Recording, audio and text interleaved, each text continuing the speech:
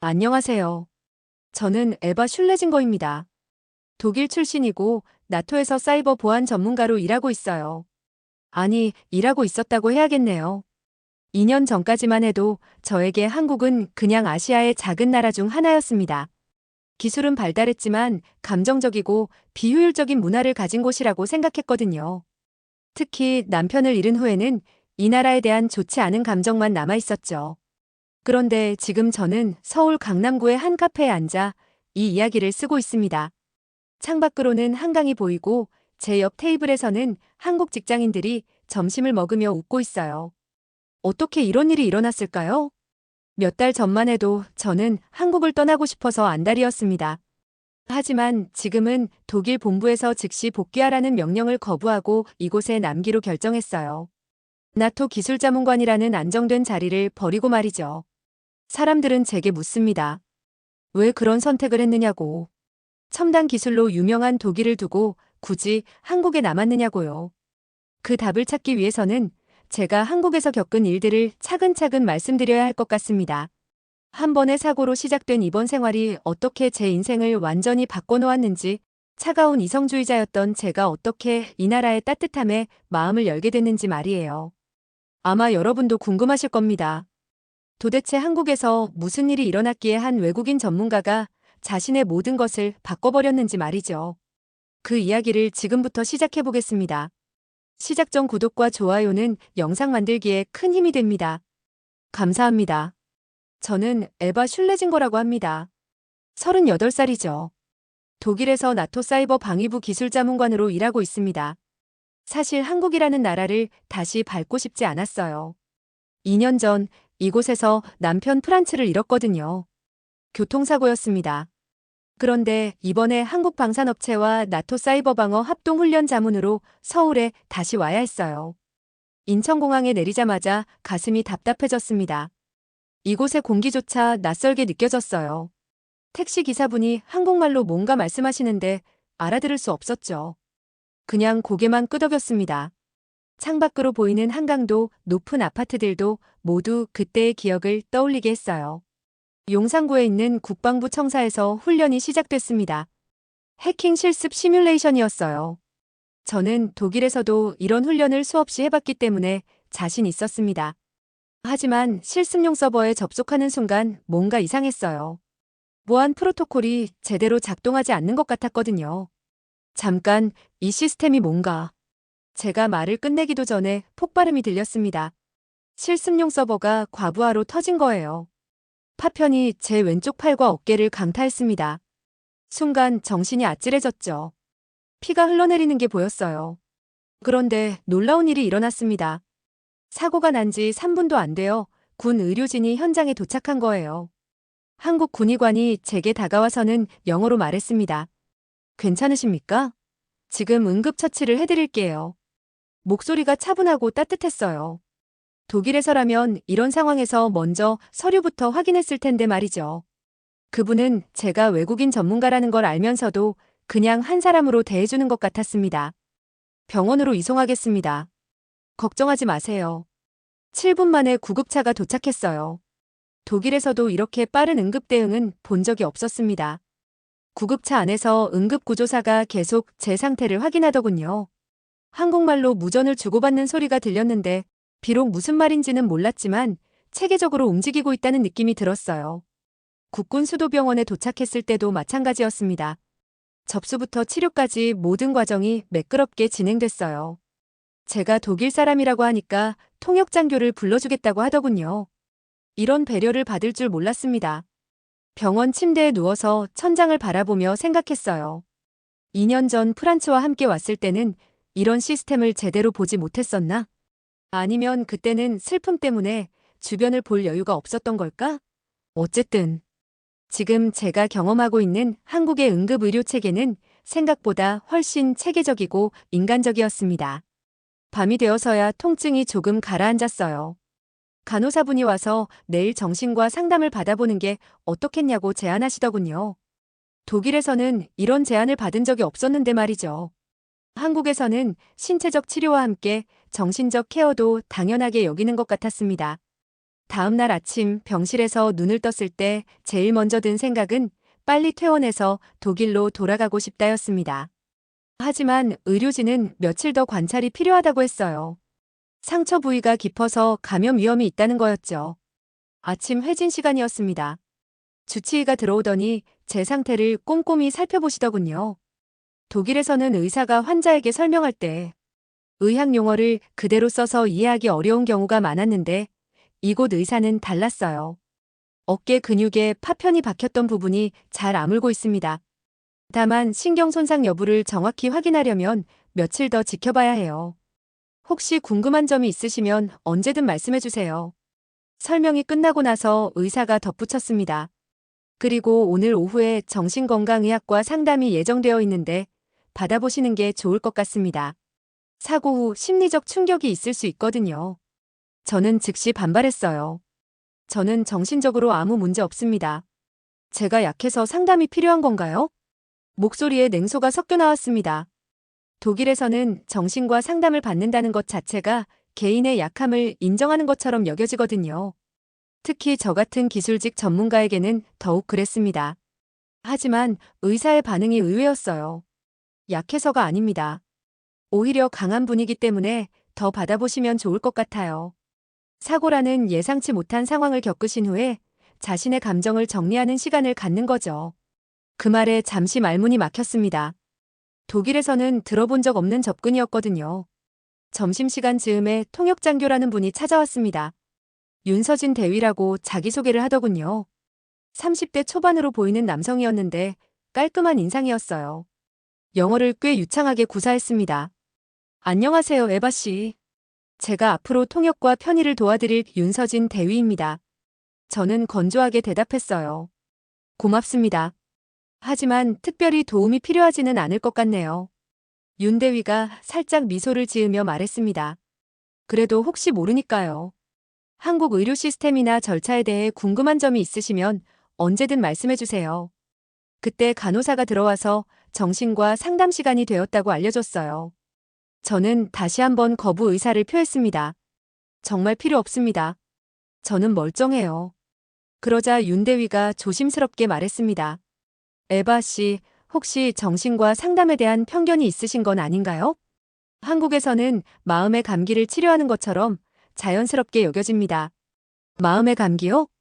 네, 몸이 아프면 병원에 가듯이 마음이 힘들 때도 전문가의 도움을 받는 거죠.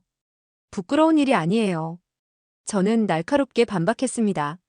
저는 독일에서 온 기술자입니다. 감정에 휘둘리지 않고 논리적으로 판단하는 것이 제 일이에요. 상담 같은 건 시간 낭비일 뿐입니다. 윤 대위의 표정이 잠시 굳어졌습니다. 그리고는 조용히 말했어요. 그렇다면 억지로 권하지는 않겠습니다. 하지만 한 가지만 말씀드리고 싶어요. 강한 사람일수록 자신의 마음을 돌보는 법을 아는 것 같습니다. 그 말에 저는 더욱 화가 났어요. 제가 약한 사람처럼 보이나 보군요. 아닙니다. 오히려 너무 강해 보여서 걱정되는 겁니다. 그 대답이 예상치 못한 것이었기 때문에 저는 잠시 말을 잃었습니다. 윤 대위는 계속해서 말했어요. 우리는 병을 고치는 게 아니라 사람을 돕는 겁니다. 에바 씨도 한 사람이시잖아요. 그 말에 제 마음 한구석이 무너져 내리는 것을 느꼈습니다. 2년 동안 스스로를 기계처럼 여기며 살아왔는데 누군가 저를 한 사람이라고 불러주니 가슴이 먹먹해졌어요. 그날 저녁 윤 대위가 병실을 다시 찾아왔습니다. 손에는 따뜻한 차 2잔을 들고 있었어요. 한국 전통차인 유자차입니다. 비타민이 풍부해서 회복에 도움이 될 거예요. 저는 받아들이면서도 여전히 경계심을 늦추지 않았습니다. 왜 이렇게 친절하신 거죠? 업무상 의무인가요? 윤 대위가 차를 마시며 천천히 대답했습니다. 의무이기도 하지만 그것만은 아니에요. 외국에서 혼자 아픈 것이 얼마나 힘든지 알거든요. 제가 어렸을 때 아버지 일로 미국에서 살았던 적이 있는데 그때 아프면 정말 외롭더라고요. 그 말을 들으니 조금 마음이 풀렸습니다. 처음으로 진솔한 대화를 나눈 기분이었어요. 그리고 무의식 중에 제 입에서 말이 흘러나왔습니다. 저도 2년 전에 남편과 함께 한국에 왔었어요. 목소리가 떨리기 시작했습니다. 윤 대위는 조용히 기다려주었어요. 프란츠. 제 남편이었어요. 그는 저보다 훨씬 따뜻한 사람이었습니다. 한국에 처음 왔을 때도 모든 것을 신기해하며 즐거워했죠. 길거리 음식도 맛있다고 하고 한국 사람들이 친절하다고 하고 말을 하다가 목이 메었습니다. 2년 동안 누구에게도 하지 못했던 이야기였어요. 그런데 마지막 날 이태원에서 택시를 기다리고 있었는데 갑자기 트럭이 더 이상 말을 이어갈 수 없었습니다. 눈물이 쏟아져 내렸어요. 윤대위가 조용히 티슈를 건네주었습니다. 그분도 에바 씨가 다시 웃을 수 있기를 바라실 거예요. 그 말에 제가 흐느끼며 말했습니다. 저는 그 후로 웃는 법을 잊어버렸어요. 모든 걸 논리적으로만 처리하려 하고 감정을 느끼지 않으려 했습니다. 그래야 아프지 않으니까요. 윤대위가 조심스럽게 말했습니다. 그런데 지금은 어떠세요? 아프신가요? 네. 많이 아파요. 하지만 이상하게도 오랜만에 살아있다는 느낌이 들어요. 그날 밤 처음으로 한국에서 편안한 잠을 잤습니다. 윤대위의 진심 어린 말 한마디와 프란츠에 대한 기억을 나누면서 제 마음의 빙벽에 작은 균열이 생긴 것 같았어요. 그리고 꿈속에서 프란츠가 나타나 말했습니다. 에바, 이제 괜찮아. 다시 살아봐. 사흘째 되는 날 상처가 많이 나아져서 드디어 외출 허가가 났습니다. 윤대위가 제안했어요. 한국사이버방어 지휘센터를 견학해보는 게 어떻겠느냐고 말이죠. 저는 처음엔 별로 내키지 않았습니다. 독일의 시설들과 비교하며 또 실망할 게 뻔했거든요. 괜찮습니다. 어차피 며칠 후면 독일로 돌아갈 텐데 굳이. 하지만 윤대위는 포기하지 않았어요. 에바 씨는 사이버 보안 전문가시잖아요. 한국의 기술 수준을 직접 보시면 분명 흥미로우실 거예요. 그리고 솔직히 말하면 저도 에바 씨 같은 전문가의 의견이 궁금합니다. 결국 저는 따라 나섰습니다. 용산구에 위치한 사이버방어 지휘센터는 생각보다 현대적이었어요. 입구에서부터 보안 시스템이 체계적으로 구축되어 있었습니다. 독일과 크게 다르지 않은 수준이었죠. 안내를 맡은 분은 김소영 중령이었습니다. 40대 초반으로 보이는 여성 장교였는데 첫인상부터 범상치 않았어요. 영어도 유창했고 무엇보다 사이버 보안에 대한 이해도가 상당했습니다. 에바 씨, 독일의 나토 시설과 비교해서 어떠신가요? 김중령이 물었을 때 저는 솔직하게 대답했습니다. 생각보다 훨씬 체계적이네요. 특히 실시간 모니터링 시스템이 인상적입니다. 감사합니다. 하지만 아직 부족한 점이 많아요. 특히 해킹 대응 시뮬레이션 부분에서 개선이 필요하다고 생각하거든요. 그때 갑자기 경보음이 울렸습니다. 실제 해킹 시도가 감지된 거였어요. 저는 즉시 긴장했습니다. 독일에서도 이런 상황을 여러 번 경험했거든요. 모의 훈련인가요? 아니요, 실제 상황입니다. 북한으로 추정되는 곳에서 우리 국방망에 침투를 시도하고 있어요. 김중령이 차분하게 말했습니다. 하지만 그녀의 눈빛은 날카로웠어요. 즉시 지휘센터 전체가 비상체제로 전환됐습니다. 저는 놀랐습니다. 독일에서라면 이런 상황에서 외국인은 즉시 퇴실 조치를 당했을 텐데 여기서는 오히려 제게 의견을 구하더군요. 에바 씨, 혹시 이런 패턴의 공격을 본 적이 있으신가요? 김중령이 모니터를 가리키며 물었습니다. 화면에는 복잡한 트래픽 패턴이 실시간으로 표시되고 있었어요. 저는 화면을 자세히 살펴봤습니다. 확실히 정교한 공격이었어요. 하지만 한국의 대응도 놀라웠습니다. 이건 다단계 우회 공격이네요. 하지만 여기 AI 기반 차단 시스템이 정말 효과적으로 작동하고 있습니다. 맞습니다. 저희가 지난해부터 도입한 시스템이에요. 그때 또 다른 여성 엔지니어가 다가왔습니다. 이정민 소령이라고 소개했어요. 30대 초반으로 보이는데 눈빛이 매우 예리했습니다. 에바 씨, 독일에서는 이런 상황에서 어떻게 대응하시나요? 저는 독일의 대응 방식을 설명했습니다. 그런데 놀라운 일이 일어났어요. 이 소령이 제 설명을 듣고는 즉시 더 나은 대안을 제시한 거예요. 그 방법도 좋지만 이렇게 하면 더 효율적일 것 같은데요. 그녀가 제안한 방법은 정말 혁신적이었습니다. 저도 생각하지 못했던 접근이었어요. 정말 좋은 아이디어네요. 어떻게 이런 생각을 하셨나요? 실전 경험이에요. 이론만으로는 한계가 있거든요. 그 순간 저는 깨달았습니다. 한국의 여성 엔지니어들이 단순히 기술을 아는 수준이 아니라 정말 실력 있는 전문가들이라는 것을 말이죠. 공격이 완전히 차단된 후 김중령이 말했습니다. 에바 씨 덕분에 더 빨리 해결할 수 있었어요. 역시 경험이 많으신 분이 다르네요. 저는 당황했습니다. 사실 제가 한 일은 별로 없었거든요. 저는 별로 도움이 안 됐는데요. 그렇지 않아요. 에바 씨가 패턴을 빠르게 파악해 주신 덕분에 초기 대응이 가능했어요. 이정민 소령도 덧붙였습니다. 그리고 무엇보다 저희 의견을 진지하게 들어주셨잖아요. 보통 외국 전문가들은 자기 방식만 고집하는 경우가 많은데 에바 씨는 달랐어요. 그 말을 듣고 뭔가 이상한 느낌이 들었습니다. 독일에서는 제가 항상 인정받기 위해 애썼는데 여기서는 자연스럽게 존중받고 있었어요. 여기서는 결정이 어떻게 내려지나요? 상급자 승인을 받아야 하나요? 김중령이 웃으며 대답했습니다. 물론 중요한 결정은 보고하지만 기술적인 판단은 현장에서 즉시 내립니다. 계급보다는 전문성을 우선시하거든요. 그 말에 충격을 받았습니다. 독일의 경직된 조직 문화와는 정말 달랐어요. 견학을 마치고 나오는 길에 윤 대위가 물었습니다. 어떠셨어요? 저는 솔직하게 말했습니다. 놀랐어요. 특히 여성 엔지니어들의 실력과 지위가 생각보다 높더군요. 독일에서도 쉽게 볼 수 없는 수준이었습니다. 한국도 아직 완벽하지는 않지만 많이 변하고 있어요. 능력 있는 사람이 인정받는 사회가 되려고 노력하고 있거든요. 그날 저녁 병실에서 혼자 생각에 잠겼습니다. 한국에 대한 제 편견이 조금씩 무너지고 있었어요. 기술력도 뛰어났고 무엇보다 사람을 존중하는 문화가 인상적이었습니다. 특히 제가 외국인 여성 전문가임에도 불구하고 동등하게 대우받았다는 점이 가장 큰 충격이었어요.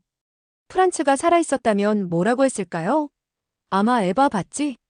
한국 사람들이 얼마나 멋진지 마리아라고 했을 거예요. 그 생각에 씁쓸한 미소가 지어졌습니다. 다음 날 오후 윤 대위가 또 다른 제안을 했습니다. 에바 씨, 혹시 서울 시내를 구경해보는 건 어떠세요? 병원에만 있으면 답답하실 것 같아서요. 저는 처음엔 망설였습니다. 2년 전 프란츠와 함께 걸었던 거리들을 다시 보는 게 두려웠거든요. 굳이 나갈 필요는 없을 것 같은데요. 그래도 한국에 계신 동안 조금이라도 좋은 기억을 만들어 가시면 어떨까요? 윤 대위의 말에 마음이 움직였습니다. 그래서 결국 외출을 하기로 했어요. 지하철역에 들어서는 순간부터 놀라기 시작했습니다. 러시아워 시간대였는데도 사람들이 질서정연하게 줄을 서서 기다리고 있었어요. 독일의 베를린 지하철과 비교해도 전혀 뒤지지 않았습니다. 와, 정말 질서정연하네요. 한국 사람들의 기본 소양이에요. 어릴 때부터 줄 서기를 배우거든요. 지하철이 도착했을 때도 마찬가지였습니다. 내리는 사람들을 먼저 기다린 후에 차분하게 탑승하더군요. 차 내에서도 노인분들을 위해 자연스럽게 자리를 양보하는 젊은이들을 볼 수 있었어요. 저기 보세요. 윤 대위가 한 모서리를 가리켰습니다. 70대로 보이는 할아버지가 키오스크 앞에서 어려워하고 계셨어요. 교통카드 충전을 하려는 것 같았는데 사용법을 모르시는 것 같았습니다. 독일에서라면 그냥 지나쳤을 상황이었어요. 하지만 한국에서는 달랐습니다. 근처에 있던 20대 청년이 자연스럽게 다가가서 도움을 드리기 시작했어요. 할아버지, 도와드릴까요? 아이고, 고맙구나. 이게 너무 복잡해서. 청년이 친절하게 설명하며 직접 충전을 도와드렸습니다. 그리고는 사용법까지 차근차근 알려드렸어요. 다음번에도 이렇게 하시면 돼요. 혹시 또 어려우시면 영무원분께 말씀드리시고요. 할아버지가 정말 고맙다며 손을 잡고 인사하셨습니다. 청년도 환하게 웃으며 응답했어요. 그 장면을 보면서 가슴이 뭉클해졌습니다. 독일에서는 보기 어려운 광경이었거든요. 기술이 발달할수록 사람들 사이의 거리가 멀어지기 마련인데 여기서는 기술과 인정이 조화를 이루고 있었어요. 저런 일이 자주 있나요? 일상이에요. 한국 사람들은 어려운 사람을 그냥 지나치지 못하는 성격이 있어요. 명동역에서 내려 거리를 걸어보았습니다. 화려한 간판들과 붐비는 인파가 전형적인 아시아 대도시의 모습이었어요. 하지만 자세히 보니 질서가 있었습니다. 걷다가 한 카페 앞에서 멈춰 섰습니다. 2년 전 프란츠와 함께 앉았던 곳이었어요. 그때의 기억이 물밀듯이 떠올랐습니다. 프란츠가 여기서 한국 커피가 독일보다 맛있다고 했었어요. 윤대위가 조심스럽게 물었습니다. 들어가 보실까요? 저는 망설였지만 결국 고개를 끄덕였습니다. 카페 안은 예전과 크게 달라지지 않았어요. 다만 손님들의 모습이 더 다양해졌더군요. 외국인들도 많이 보였고 나이든 분들과 젊은이들이 자연스럽게 어울려 있었습니다. 창가 자리에 앉아 커피를 마시면서 거리를 내려다봤습니다. 퇴근 시간이라 사람들이 바쁘게 오가고 있었는데 그 와중에도 서로를 배려하는 모습들이 계속 눈에 띄었어요. 저기요, 할머니 가방 떨어뜨리셨어요. 젊은 여성이 뛰어가서 가방을 주워드렸습니다. 할머니는 깜짝 놀라시며 고마워하셨어요. 또 다른 곳에서는 유모차를 끌고 지하철 계단을 내려가려는 엄마를 보고 지나가던 아저씨가 자연스럽게 도와드렸습니다. 정말 신기해요. 모르는 사람인데도 이렇게 도와주네요. 한국에서는 정이라는 게 있어요. 서로 연결되어 있다고 생각하는 문화죠. 정이요? 네, 혈연이나 지연과는 다른 감정적 연대감이에요. 같은 사회에 살고 있으니까 서로 도와야 한다는 마음가짐이죠. 그 설명을 들으니 조금 이해가 됐습니다. 독일의 개인주의 문화와는 정반대였어요. 저녁 시간이 되어 한식당에 들어갔습니다. 전통 한식당이었는데 사장님이 정말 친절하게 맞아주셨어요. 외국분이시네요? 한국 음식 처음 드셔보세요? 아니요. 2년 전에도 와본 적이 있어요. 아, 그러시구나. 그럼 뭘 드시고 싶으세요? 메뉴를 고르는 동안 사장님이 이것저것 추천해 주셨습니다. 그리고 음식이 나왔을 때 직접 먹는 법까지 알려주셨어요. 이렇게 상추에 싸서 드시면 돼요. 처음엔 좀 어색하실 수도 있지만 맛있을 거예요. 정말 맛있었습니다. 하지만 음식보다 더 인상적인 건 사장님의 마음이었어요. 손님을 가족처럼 대하는 따뜻함이 느껴졌거든요. 식사를 마치고 나오는 길에 윤대위가 말했습니다. 오늘 어떠셨어요? 생각보다 많이 달랐어요. 2년 전에는 이런 모습들을 못 봤는데, 그때는 힘든 상황이셨으니까요. 지금은 조금 다른 마음으로 보실 수 있어서 그런 것 같아요. 그 말이 맞았습니다. 2년 전에는 슬픔과 분노에 가려서 아무것도 제대로 볼 수 없었어요. 하지만 지금은 조금씩 마음이 열리면서 한국의 진짜 모습을 볼 수 있게 된 것 같았습니다. 병원으로 돌아가는 지하철 안에서 문득 생각했습니다. 프란츠가 한국을 좋아했던 이유를 이제 알 것 같다고 말이에요. 기술과 전통이 조화를 이루고 개인주의와 공동체 의식이 균형을 맞추고 있는 이 나라의 매력을 이제야 조금씩 느끼기 시작했습니다. 그날 밤 잠자리에 들면서 처음으로 생각했어요. 한국에서의 시간이 그리 나쁘지만은 않구나라고 말이죠. 이틀 후 윤대위가 조심스럽게 제안을 했습니다. 에바 씨, 혹시 시간 되시면 저희 집에서 저녁 한번 드시는 건 어떠세요? 어머니께서 외국분을 집으로 초대해보고 싶다고 하시거든요. 저는 당황했습니다. 독일에서는 직장 동료의 집에 초대받는 일이 거의 없었거든요. 특히 처음 만난 사람의 집에 가는 건 더욱 생각해 본 적이 없었어요. 괜찮습니다. 굳이 폐를 끼치고 싶지 않아서요. 폐가 아니에요. 어머니께서 평소에도 외국 문화에 관심이 많으셨거든요. 그리고 솔직히 말하면 어머니가 만든 한국 음식을 드셔보시면 좋을 것 같아서요. 윤대위의 간절한 표정에 결국 마음이 움직였습니다. 알겠습니다. 하지만 뭔가 선물을 가져가야 하지 않나요? 아, 그런 거 신경 쓰지 마세요. 어머니께서 그냥 오시라고 하셨어요. 다음 날 저녁 윤대위의 집을 찾아갔습니다. 강북구에 있는 작은 아파트였어요. 현관문을 열어주신 분이 윤대위의 어머니였습니다. 60대 초반으로 보이는데 얼굴에 자애로운 미소가 가득했어요. 어머니, 에바 씨세요. 아이고, 정말 예쁘게 생겼네. 어서 들어와요. 오말순 여사님이라고 소개해 주셨습니다. 요양보호사로 일하셨다가 최근에 은퇴하셨다고 했어요. 집안은 소박했지만 정말 깔끔하고 따뜻한 느낌이었습니다. 거실에는 윤대위의 어릴 적 사진들이 걸려 있었고 작은 화분들이 여기저기 놓여 있었어요. 독일의 제 집과는 정반대였습니다. 제 집은 미니멀하고 차가운 느낌이었거든요. 앉아요, 앉아. 금방 준비할게. 어머니가 부엌으로 들어가시는 모습을 보니 괜히 죄송한 마음이 들었습니다. 저 때문에 이렇게 준비를 하시다니요. 어머니께서 요리를 정말 잘하세요. 서진이가 어릴 때부터 집밥만 먹고 자랐거든요. 윤대위가 자랑스럽게 말했습니다. 그리고 얼마 후 식탁이 차려졌는데 정말 놀라웠어요.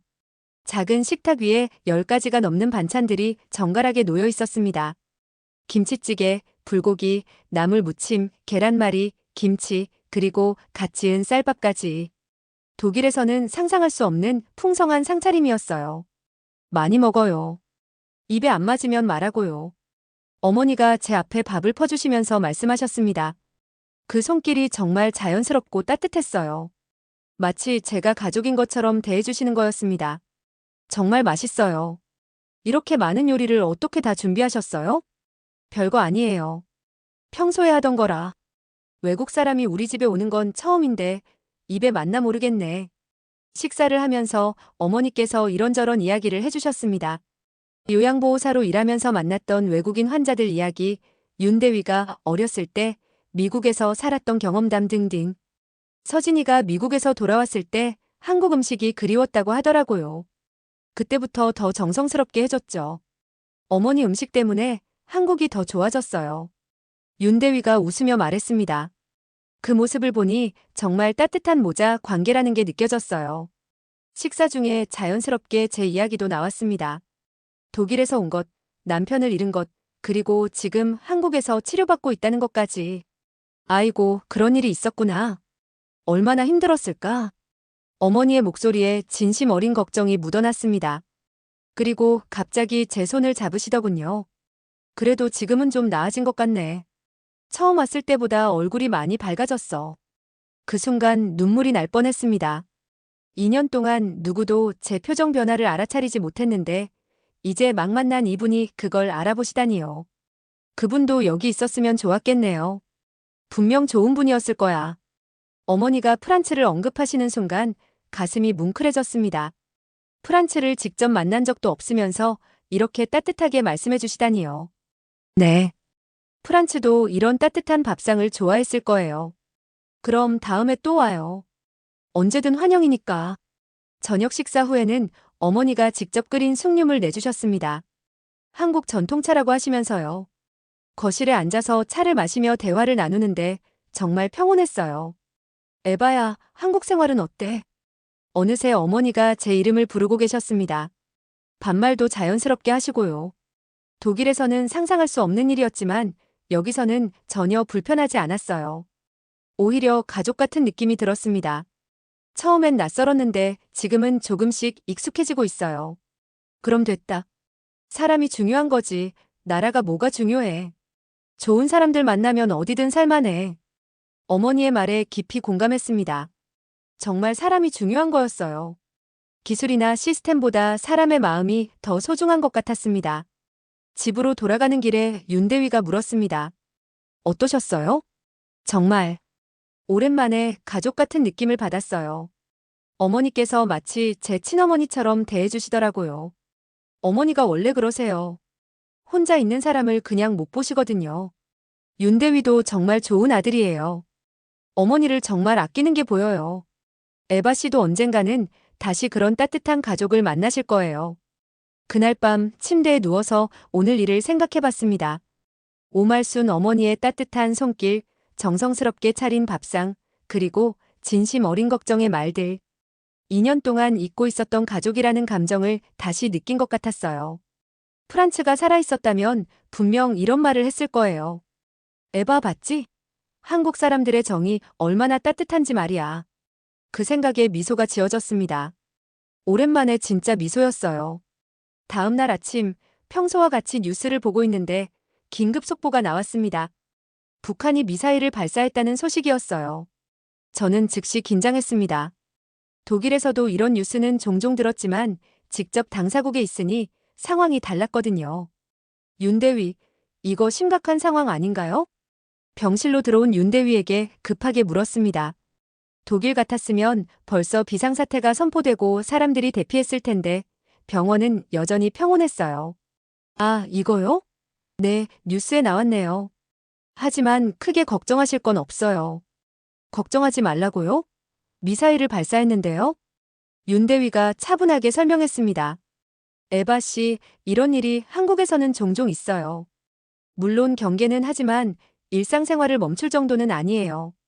우리에게는 확실한 방어 시스템이 있거든요. 정말 신기했습니다.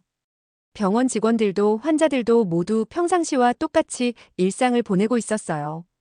간호사들은 여전히 환자들을 돌보고 있었고, 의사들도 회진을 계속하고 있었습니다. 점심시간에 외출 허가를 받아 밖으로 나가봤습니다. 거리의 모습을 보고 더욱 놀랐어요. 사람들이 평소와 다름없이 일상을 이어가고 있었거든요. 지하철역 근처 벤치에 앉아서 사람들을 관찰해봤습니다. 출근하는 직장인들, 쇼핑을 하는 주부들, 학교에 가는 학생들. 모두가 평온했어요. 특히 인상적이었던 건 한 할아버지의 모습이었습니다. 공원 벤치에 앉아서 신문을 읽고 계셨는데 정말 여유로우셨어요. 미사일 뉴스가 일면에 크게 나와 있음에도 불구하고 말이죠. 저는 궁금해서 할아버지께 다가가 봤습니다. 실례합니다. 혹시 영어 하시나요? 아, 조금은 해요. 무슨 일이세요? 저는 독일에서 온 관광객인데요. 오늘 뉴스 때문에 걱정이 되어서요. 위험하지 않나요? 할아버지가 온화한 미소를 지으며 대답하셨습니다. 아, 외국분이시구나. 걱정 마세요. 우리는 이런 일에 익숙해요. 익숙하다고요? 네, 70년 넘게 이런 식으로 살아왔거든요. 처음엔 무서웠지만 이제는 우리나라가 얼마나 강한지 알아요. 할아버지의 말에 깊은 인상을 받았습니다. 공포에 떨며 사는 게 아니라 믿음을 바탕으로 일상을 유지하고 있었던 거예요. 그럼 정부를 신뢰하시는 건가요? 정부도 그렇지만 무엇보다 우리 국민들을 신뢰해요.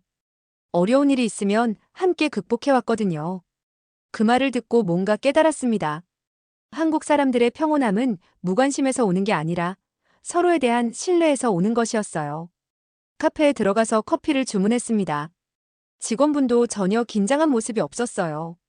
혹시 오늘 뉴스 보셨나요? 네, 봤어요. 그런데 왜요? 무섭지 않으세요? 직원분이 의외라는 표정을 지었습니다. 무서울 게 뭐 있어요?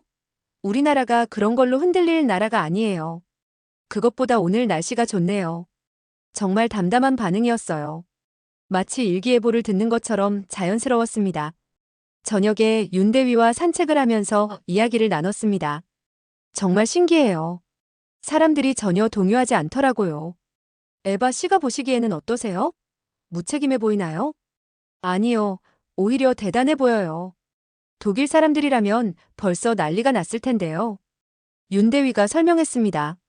한국 사람들은 위기를 많이 겪어봤어요. 전쟁도 경제위기도 자연재해도. 그때마다 함께 이겨냈거든요.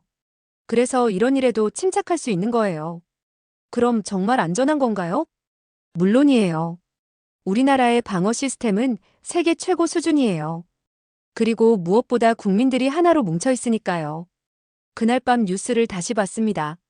미사일은 동해상에 떨어졌고 우리나라에는 아무런 피해가 없었다고 했어요.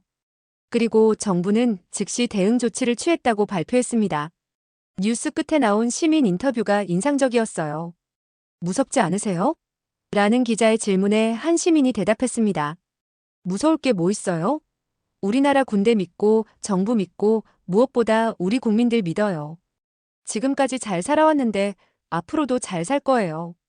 또 다른 시민은 이렇게 말했습니다. 걱정해봤자 바뀌는 건 없어요.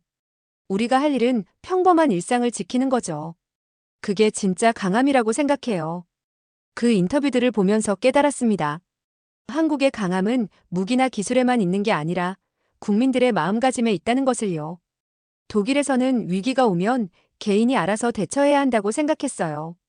하지만 한국에서는 함께 극복한다고 생각하는 것 같았습니다. 침대에 누워서 오늘 하루를 정리해봤습니다. 처음에는 무서웠지만 한국 사람들의 평온함을 보면서 안심이 됐어요. 그리고 뭔가 부러웠습니다. 서로를 믿고 의지할 수 있는 공동체가 있다는 게 말이에요. 프란츠가 한국을 좋아했던 또 다른 이유를 알 것 같았습니다. 여기는 혼자가 아니라 함께 사는 곳이었어요. 위기가 와도 혼자 떨지 않아도 되는, 서로 의지할 수 있는 그런 곳이었습니다. 조용하지만 강한 나라. 오늘 한국에 대해 새롭게 알게 된 표현이었어요. 큰 소리 내지 않지만 흔들리지 않는 힘. 그게 바로 한국의 진짜 모습인 것 같았습니다. 그날 밤 꿈속에서 프란츠가 나타났습니다. 에바, 이제 알겠지? 왜 내가 이 나라를 좋아했는지 말이야. 여기는 혼자가 아니야. 함께하는 곳이야. 일주일이 지난 어느 날 아침, 윤대위가 심각한 표정으로 병실에 들어왔습니다. 손에는 공문서 같은 것을 들고 있었어요. 에바 씨, 독일 나토 본부에서 연락이 왔습니다. 제 심장이 빨리 뛰기 시작했습니다. 뭔가 좋지 않은 소식일 것 같은 예감이 들었거든요. 무슨 내용인가요? 즉시 복귀 명령입니다. 긴급 사이버 보안 회의가 있다고 하네요. 공문을 받아보니 정말로 즉시 복귀라고 적혀 있었습니다. 치료가 끝나는 대로가 아니라 지금 당장 돌아오라는 내용이었어요. 언제까지 돌아가야 하나요? 3일 후까지 베를린에 도착해야 한다고 되어 있습니다. 갑자기 가슴이 답답해졌습니다. 한국에서의 시간이 이렇게 갑작스럽게 끝나게 될 줄 몰랐어요. 아직 정리되지 않은 감정들이 많았는데 말이죠. 그런데 그날 오후 예상치 못한 일이 벌어졌습니다. 한국 국방사이버연구소에서 사람이 찾아온 거예요. 안지훈 박사라고 소개한 40대 초반의 남성이었습니다. 안녕하세요, 에바 씨. 저는 국방사이버연구소 소장 안지훈입니다. 안녕하세요. 무슨 일로 오셨나요? 안 박사가 의자에 앉으며 말했습니다. 에바 씨의 실력에 대해 많은 이야기를 들었습니다. 지난번 사이버 방어센터에서의 활약도 그렇고요. 별로 한 일이 없는데요. 그렇지 않습니다. 김소영 중령으로부터 상세한 보고를 받았어요. 에바 씨의 분석 능력과 대응 방식이 정말 인상적이었다고 하더군요. 안 박사가 본격적인 이야기를 꺼냈습니다. 혹시 한국에서 일해볼 생각은 없으신가요? 한국에서요? 네, 저희 연구소에서 국제자문관직을 제안하고 싶습니다. 물론 대우도 나토와 비슷하거나 더 좋게 해드릴 수 있어요. 완전히 예상치 못한 제안이었습니다. 한국에서 일자리 제안을 받을 줄은 꿈에도 생각 못했거든요. 갑작스러운 제안이네요. 하지만 저는 이미 독일에서 복귀 명령을 받았어요. 알고 있습니다. 하지만 에바 씨가 원한다면 저희가 공식적으로 요청할 수도 있어요. 한국 정부 차원에서 말이죠. 안 박사의 제안은 정말 진지했습니다. 단순한 립서비스가 아니라 구체적인 계획이 있어 보였어요. 왜 저를 원하시는 건가요?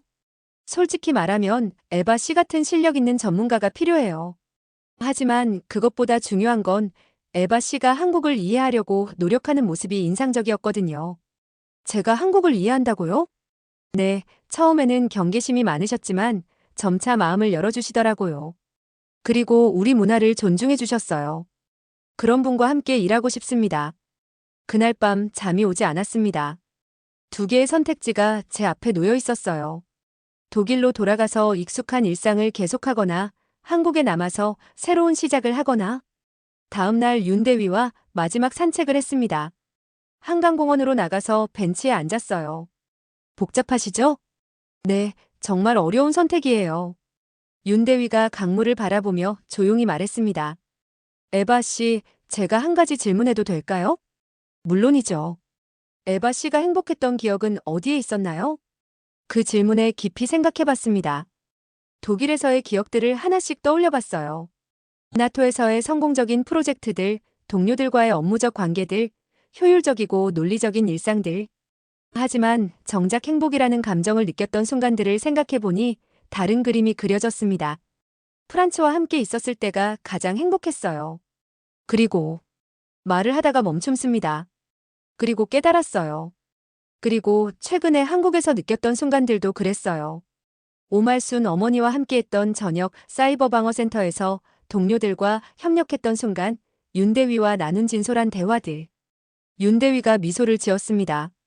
그럼 답이 나온 것 같은데요. 하지만 무서워요. 모든 걸 버리고 새로 시작한다는 게.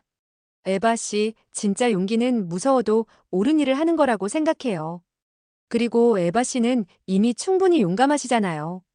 그날 저녁 혼자 병실에서 프란츠와의 추억을 되돌아봤습니다. 그가 한국에서 보였던 즐거운 모습들, 한국 사람들에 대한 따뜻한 평가들, 그리고 마지막으로 제게 했던 말. 에바, 가끔은 논리보다 마음을 따라가는 것도 나쁘지 않아. 내가 정말 원하는 게 뭔지 한번 생각해봐. 그 말이 지금 제게 답을 주는 것 같았습니다. 다음 날 아침, 저는 결정을 내렸습니다. 안 박사에게 전화를 걸었어요. 안녕하세요, 안 박사님. 에바 슐레진저입니다. 네, 에바 씨. 결정하셨나요? 네, 한국에 남겠습니다. 정말요? 확실하신가요?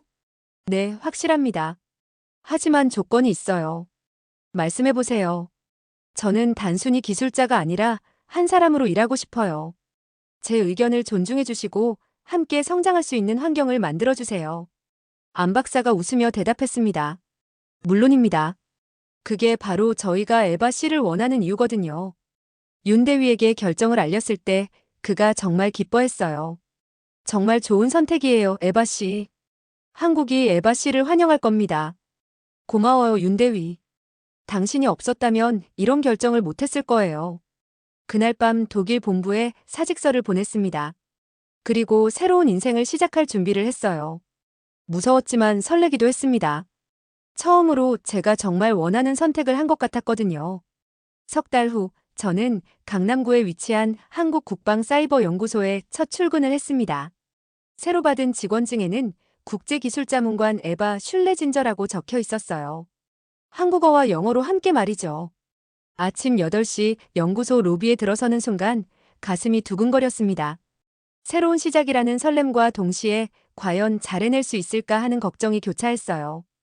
에바 씨, 어서 오세요. 김소영 중령이 반갑게 맞아주었습니다. 이제는 같은 직장 동료가 된 거죠.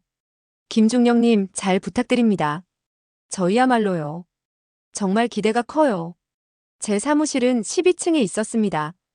창문으로는 한강이 내려다 보였고 멀리 남산타워도 보였어요. 독일의 삭막한 사무실과는 정말 달랐습니다. 책상 위에는 새 노트북과 함께 작은 화분 하나가 놓여 있었어요. 선인장이었는데 작은 메모가 붙어 있었습니다. 에바 씨께 새로운 시작을 응원합니다. 선인장처럼 강하게 뿌리 내리시길 바라요. 마이너스 안지훈. 미소가 지어졌습니다. 이런 세심한 배려는 독일에서는 경험해 본 적이 없었거든요. 노트북을 켜고 첫 업무를 시작했습니다. 한국의 사이버 방어 시스템을 분석하고 개선점을 찾는 일이었어요. 화면에 나타나는 데이터들을 보면서 느꼈습니다. 이제 이 모든 것이 제 일이고 제 책임이라는 것을요. 점심시간에 직원 식당에 갔습니다. 독일에서는 각자 도시락을 가져오거나 밖에서 사 먹는 게 일반적이었는데 여기서는 모든 직원이 함께 식사를 하더군요. 에바 씨, 여기 앉으세요. 이정민 소령이 자리를 권했습니다. 함께 앉은 다른 연구원들도 반갑게 인사해 주었어요. 한국 음식은 이제 익숙하세요? 네, 많이 익숙해졌어요. 특히 김치찌개를 좋아해요. 오, 정말요? 그럼 우리 팀 회식 때 고기 구워드릴게요. 자연스러운 대화였습니다. 독일에서는 동료들과 이렇게 편하게 이야기하는 경우가 드물었거든요. 오후에는 첫 번째 팀 미팅이 있었습니다. 사이버 위협 대응 전략을 논의하는 자리였어요. 처음에는 조금 긴장했지만 곧 편안해졌습니다. 에바 씨, 독일의 경험을 바탕으로 의견 주세요. 안지훈 박사가 제게 발언 기회를 주었습니다. 저는 독일에서의 경험과 한국에서 관찰한 것들을 종합해서 의견을 제시했어요. 한국의 시스템은 이미 상당히 우수합니다. 다만 국제 협력 부분에서 더 적극적으로 나서면 좋을 것 같아요. 제 의견에 모든 사람들이 진지하게 귀를 기울였습니다. 그리고 활발한 토론이 이어졌어요. 독일에서는 위계 질서 때문에 이런 자유로운 토론이 어려웠는데 여기서는 달랐습니다. 정말 좋은 아이디어네요. 구체적인 계획을 세워봅시다. 김소영 중령이 제 제안을 즉시 받아들였어요. 그 순간 정말 뿌듯했습니다. 제 의견이 단순히 들어주는 정도가 아니라 실제로 반영되고 있었거든요. 퇴근 시간이 되어 사무실을 정리하고 있는데 휴대폰에 문자가 왔습니다. 윤대위였어요. 첫 출근 어떠셨어요?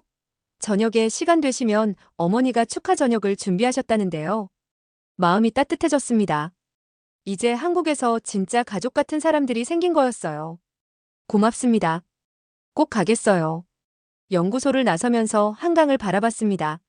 석양이 강물에 반사되어 정말 아름다웠어요.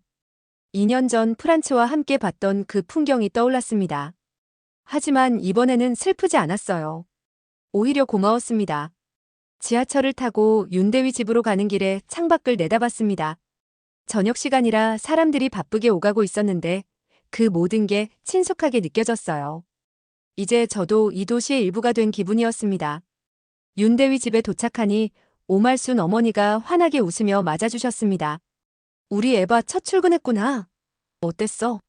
정말 좋았어요, 어머니. 모든 분들이 잘해주셨어요. 그럼 됐다. 축하한다고 잔치 음식 해놨으니까 많이 먹어. 식탁에는 정말 잔치 음식이 차려져 있었습니다. 갈비찜, 잡채, 전, 그리고 제가 좋아하는 김치찌개까지. 마치 제 생일 잔치 같았어요. 어머니, 이렇게까지 하실 필요 없었는데요. 뭔 소리야? 우리 에바가 새 직장 다니는데 당연히 축하해줘야지. 우리 에바라는 말에 가슴이 뭉클해졌습니다. 정말 가족이 된 기분이었어요. 저녁을 먹으면서 오늘 있었던 일들을 이야기했습니다. 어머니와 윤대위는 정말 재미있게 들어주셨어요. 에바야, 이제 한국 사람 다 됐네.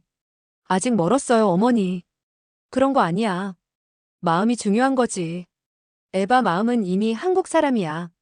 그 말에 눈물이 날 뻔했습니다. 정말 그런 것 같았어요. 언제부터인가 한국이 제 마음의 고향이 되어 있었습니다. 집으로 돌아가는 길에 윤대위가 말했습니다. 정말 잘 결정하신 것 같아요, 에바 씨. 저도 그렇게 생각해요. 처음으로 제가 정말 원하는 삶을 살고 있는 것 같아요. 앞으로도 계속 응원할게요. 고마워요, 윤대위.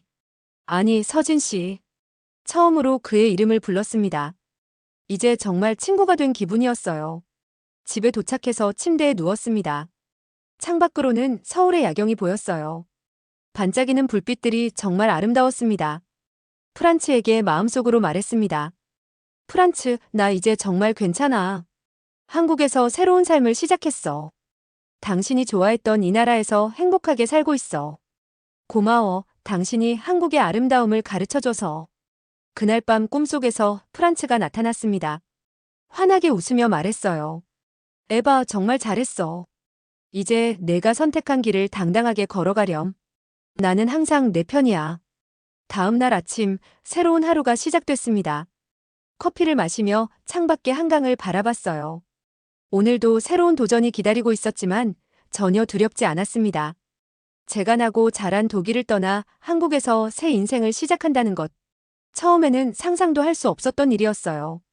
하지만 지금은 확신합니다. 이곳이 제가 진정으로 살아야 할 곳이라는 것을. 기술이 아닌 사람으로, 논리가 아닌 마음으로, 의무가 아닌 선택으로 사는 삶. 한국에서 찾은 저의 새로운 삶입니다.